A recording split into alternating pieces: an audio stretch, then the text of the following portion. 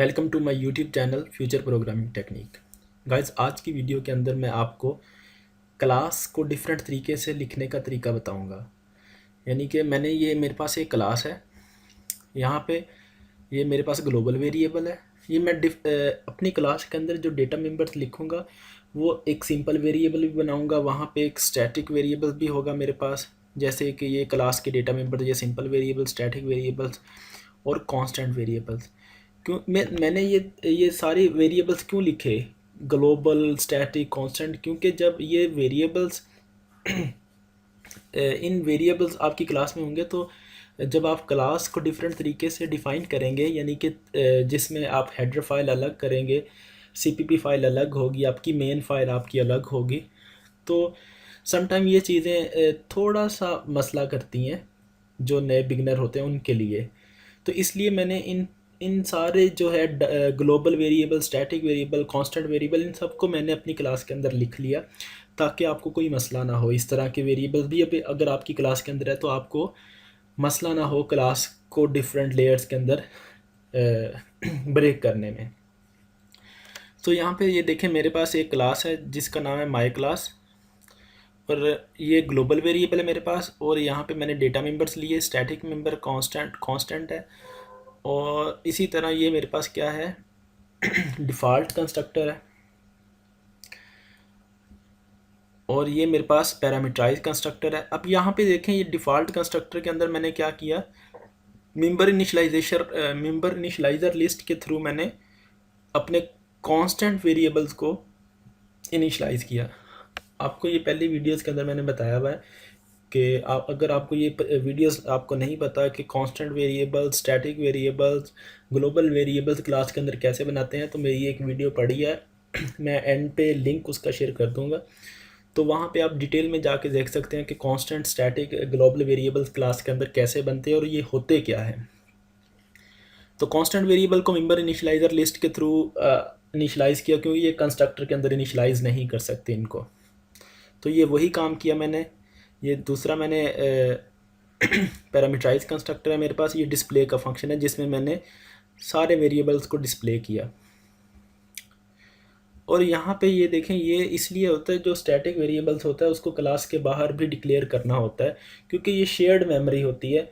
ये सारा कॉन्सेप्ट मैंने पिछली वीडियो के अंदर बताया, आप वहाँ पे जाके देख सकते हैं अगर आपको ये चीज़ें नहीं है आपके लिए। ओके, यहाँ पे क्लास का एक मैं डिफ़ॉल्ट कंस्ट्रक्टर कॉल होगा। यहाँ पे एक ऑब्जेक्ट बन रहा है जिसके लिए डिफ़ॉल्ट कंस्ट्रक्टर कॉल होगा। ये ऑब्जेक्ट बन रहा है, पैरामीटराइज कंस्ट्रक्टर कॉल होगा। दोनों की वैल्यू को डिस्प्ले करवाई हुई है मैंने। आप जल्दी से इसको क्या कर ले, रन करके देखते हैं। ओके, ये देखें, जब आप रन किया तो कुछ इस तरह की वैल्यू स्क्रीन पे डिस्प्ले हो जाएगी। क्लियर? ओके, अब मैं क्या करता हूँ, इस क्लास को लिखने का एक और तरीका बताता हूँ। यहाँ पे मैं क्या करता हूँ कि ये जो चीज़ होती है ना, ये जो आपने क्लास के अंदर जो आप मेंबर फंक्शंस होते हैं उनकी डेफिनेशन भी यहाँ पे दी होती है, यानी कि उनकी बॉडी भी यहाँ पे डिक्लेयर की होती है। मैं चाहता हूँ कि ये जो फंक्शंस हैं मेरे क्लास के, मेंबर फंक्शंस हैं, मैं क्लास के बाहर इनको डिक्लेयर करूँ। उसका आपको तरीका एक सिंपल सा होता है कि यहाँ पे आप क्या करें, इसको आप कॉपी करें और क्लास के बाहर, ये देखें यहाँ पे आपकी क्लास एंड हो रही है, यहाँ पे जाके इसको क्या कर दें, पेस्ट कर दें। अब इस जगह पे आपने क्या करना है, एक और काम करना है, माय स्कोप रेजोल्यूशन। आपने स्कोप रेजोल्यूशन के थ्रू बता देना है कि ये जो कंस्ट्रक्टर है, यानी कि ये जो मेंबर फंक्शन है, ये मेरी इस क्लास का मेंबर फंक्शन है। क्लियर? तो जब आपने ये बाहर डिक्लेयर कर लिया तो आप यहाँ पे क्या करें, इसको, इसकी यहाँ पे डिक्लेरेशन, आप यहाँ पे इसको क्या कर दें,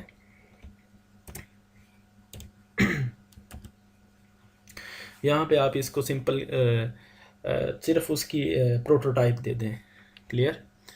इसी तरह ये जो आपके पास मेंबर कंस्ट्रक्टर होगा, पैरामीटराइज कंस्ट्रक्टर, इसको भी आप बाहर लेके जाएं, यहाँ पे पैरामीटराइज कंस्ट्रक्टर, और इस जगह पे आप स्कोप रेजोल्यूशन, तो आपने ये देखा कि ये मैंने जो पैरामीटराइज कंस्ट्रक्टर था वो मैंने किसके अंदर, क्लास के बाहर डिक्लेयर कर दिया, कुछ इस तरह।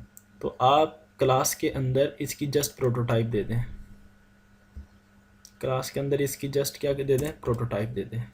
ओके, सेम इसी तरह डिस्प्ले का फंक्शन है, डिस्प्ले के फंक्शन को भी क्लास के मैं बाहर लेके जाता हूँ यहाँ पे, और यहाँ पे क्या कर देता हूँ,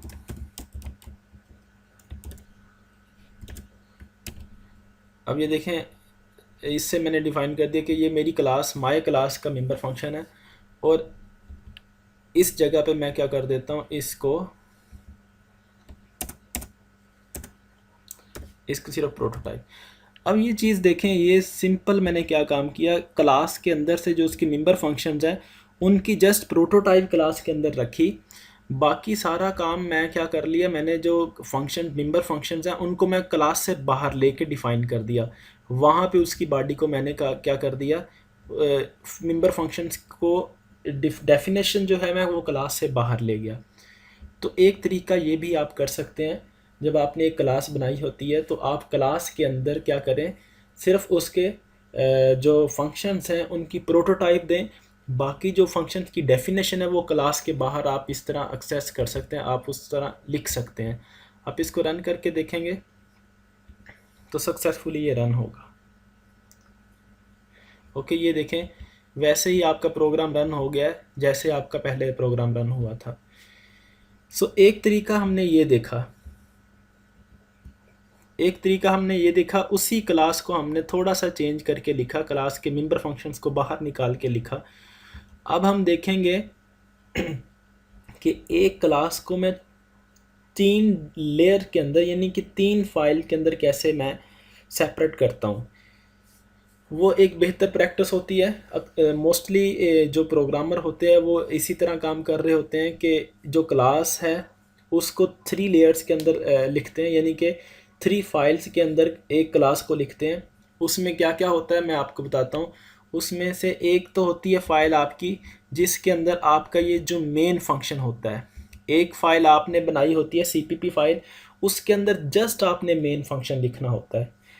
एक आपकी CPP फाइल होती है जिसके अंदर ये देखें, जैसे मैंने ये चीज़ें लिखी हैं ना, ये चीज़ें डिफ़ाइन की, उसमें आपने ये अलग से डिफ़ाइन कर देना होता है, ठीक है। एक आपकी हेडर फाइल बनेगी, उसके अंदर आपने क्या कर देना है, ये क्लास की देखें, क्लास के अंदर जो प्रोटोटाइप्स है ये सारी कुछ आपने हेडर फाइल के अंदर दे देनी है।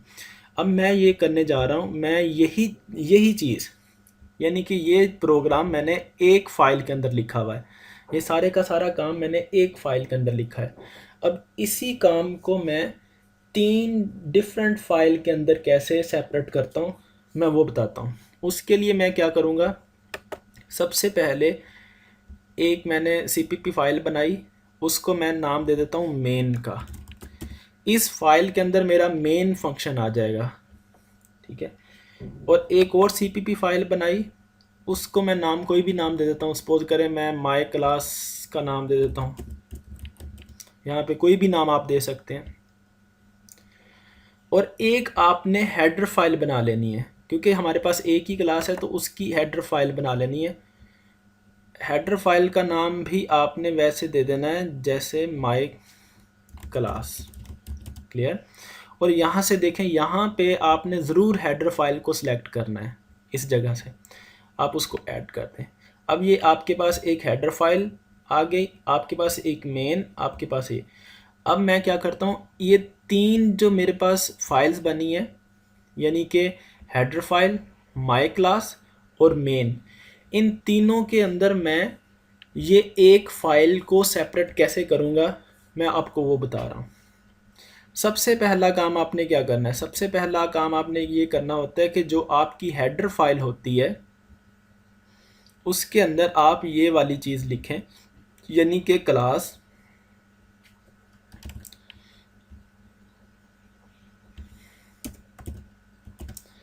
ये आप हेडर फाइल के अंदर ले जाएं। यानी कि जो आपने क्लास बनाई है, क्लास के अंदर ये देखें सारी प्रोटोटाइप्स आपने लिखी हुई हैं, उसके डेटा मेंबर्स हैं, यानी कि जो आपने क्लास डिक्लेयर की हुई है वो आप कहाँ पे ले जाएं, हेडर फाइल के अंदर। हेडर फाइल के अंदर आपकी जो क्लास होगी ना, उसमें सिर्फ आपके प्रोटोटाइप्स होंगी फंक्शंस की, ठीक है। जैसे आपने ये प्रोटोटाइप्स लिखे ऐसे होगी, फंक्शंस की डेफिनेशन नहीं आपने हेडर फाइल के अंदर लिखनी, जस्ट आपने ये काम करना है। क्लियर? तो अब मैं ये बता दूं, ये जो है ना, ये ऑलरेडी बाय डिफ़ॉल्ट आपको विजुअल स्टूडियो के अंदर मिलेगा। प्रोग्राम वंस इस ये डिपेंडेंसी, सर्कुलर डिपेंडेंसी को ख़त्म करने के लिए होता है।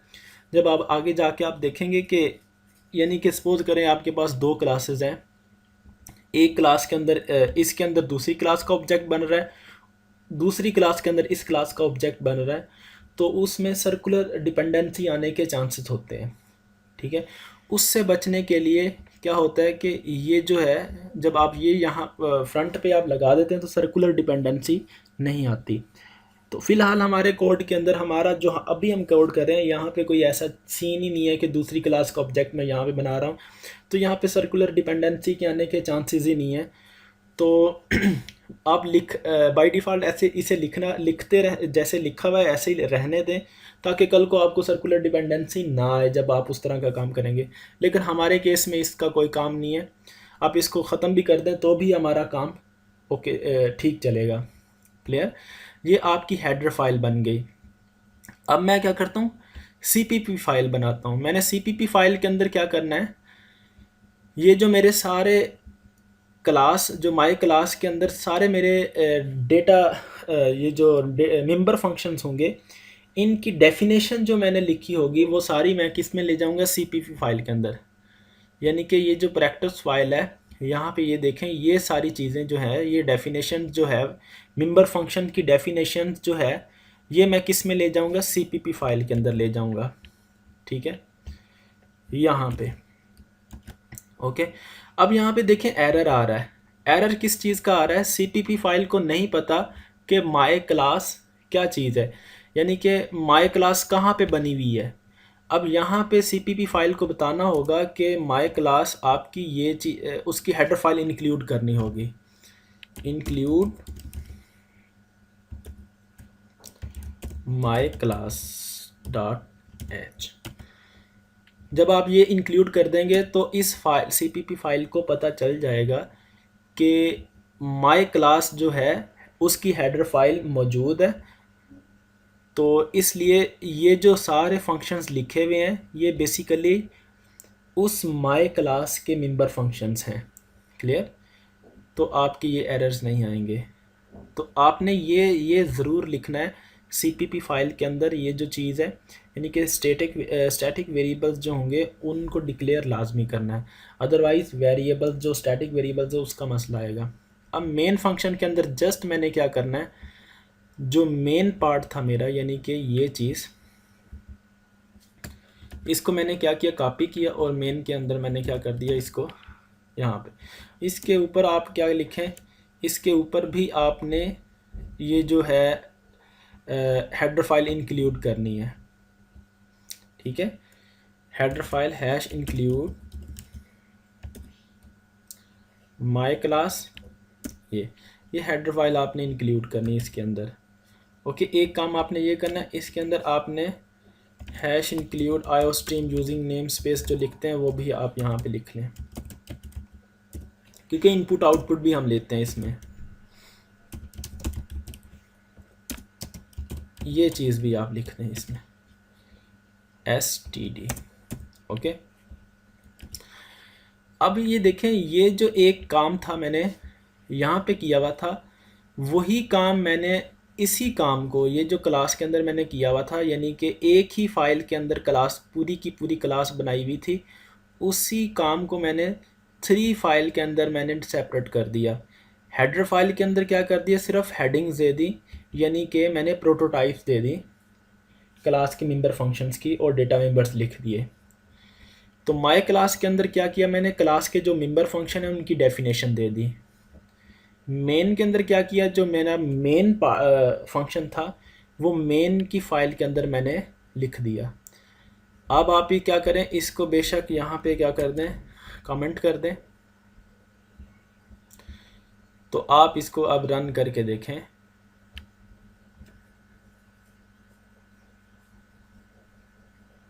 ये देखें सक्सेसफुली आपका प्रोग्राम रन हो चुका है। यानी कि आप अब इस फाइल को बेशक डिलीट भी कर दें, ये माई प्रैक्टिस की फ़ाइल को यहाँ से रिमूव भी कर दें,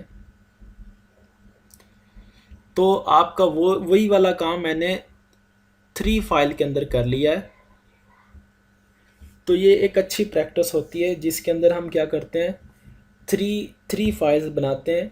जब उस 3 फाइल के अंदर एक फ़ाइल होती है मेन की, जिसको आप main.cpp का नाम दे दें, आप इसको कोई भी नाम दे सकते हैं, ड्राइवर का नाम भी दे सकते हैं, आप टेस्टर का नाम भी दे सकते हैं, क्योंकि इसके अंदर हमने मेन फंक्शन लिखना होता है, ठीक है। उसके बाद आप क्या करें, माई क्लास डॉट एच, ये हेडर फाइल के अंदर आपने अपनी क्लास लिखनी है, उसके डेटा मेंबर्स लिखने हैं, और अपने क्लास के जो फंक्शंस हैं उनकी जस्ट प्रोटोटाइप लिखनी है आपने यहाँ पे, यानी कि डेफिनेशन नहीं देनी, फंक्शंस को डेफिनेशन नहीं देनी। सीपीपी फाइल के अंदर जो क्लास के मेंबर फंक्शंस थे जिनकी आपने हेडर फाइल के अंदर जस्ट प्रोटोटाइप दी थी, उनकी अब यहाँ पे डेफिनेशंस आपने लिख देनी है, और साथ में जो आपने स्टैटिक वेरिएबल्स बनाया होगा उसकी डिक्लेरेशन लिख देनी है यहाँ पे। क्लियर? जब आप इस तरह काम करेंगे तो आप आपके कोड की रीडेबिलिटी भी बेहतर होगी, अंडरस्टैंडिंग भी बेहतर होगी, और ये एक अच्छी प्रैक्टिस होती है। अच्छे प्रोग्रामर जो होते हैं इसी पैटर्न को फॉलो करते हैं क्लासेस वगैरह बनाने के लिए। क्लियर? इंशाल्लाह नेक्स्ट वीडियो में मिलते हैं। तो अगर आपको ये वीडियो पसंद आई है तो आप चैनल को सब्सक्राइब करें, लाइक करें, वीडियो अपने दूसरे दोस्तों के साथ शेयर करें जो प्रोग्रामिंग के अंदर इंटरेस्टेड हैं। नेक्स्ट वीडियो में मिलेंगे। अल्लाह हाफिज़।